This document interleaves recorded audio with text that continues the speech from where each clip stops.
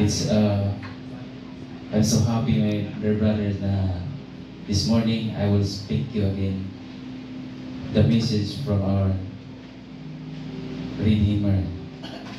So this morning I would like to share my screen. But before that, let us have a word of prayer, my dear brother. Dear God, we come to you this morning again, Lord, because we believe that without your presence and without your God, we cannot gain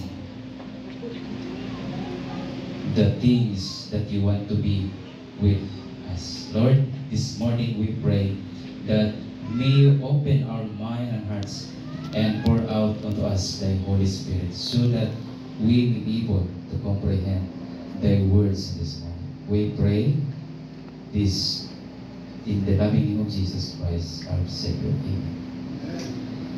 Happy Sabbath, church. Mayong buntag sa tanan. Kana sa may kuan kana sa Chinese din ito. Answer ka. So practice na tayo, no? So can anyone understand the Cebuano language? Cebuano version. English. So, mag-English yung karon ng igsunan. So, ako